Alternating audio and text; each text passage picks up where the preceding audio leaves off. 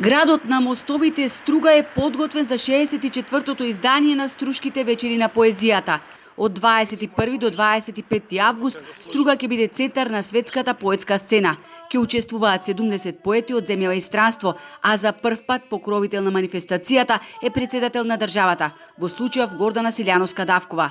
Лауреат на Струшките вечери годинава е словачкиот поет Иван Штрпка, а добитник на наградата Мостови на Струга полскиот поет Матеуш Шимчик. Струшките вечери на поезијата не се локална организација и не се локален настан. Туку, освен тоа што се национални, тие ги надминуваат рамките на државата. Манифестацијата е широко етаблирана и препозната во светот.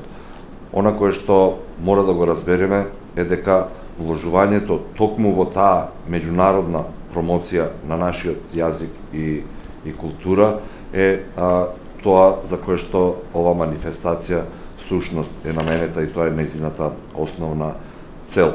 Покрај луксузната монографија на лауреатот Иван Штрпка, која ќе се објавува тројазично, ќе бидат објавени уште неколку значајни публикации, а повторно ќе се одржат низа манифестации кои беа дел од Струшките вечери, но замраа последниве неколку години.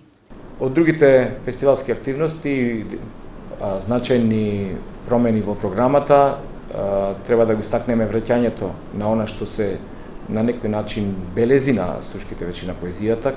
Оваа година ова издание е посветено на глаголицата како символ на духовноста, на творештвото, на идентитетскиот темел на кој ги поврзува народите. Повторно ќе се одржат читањата кај споменикот на Свети Климент на плоштадот во Охрид и патувањето со брод и поетското читање во Свети Наум. Поетското матине ќе биде во предворието на црквата Света Богородица Перилепта во Охрид.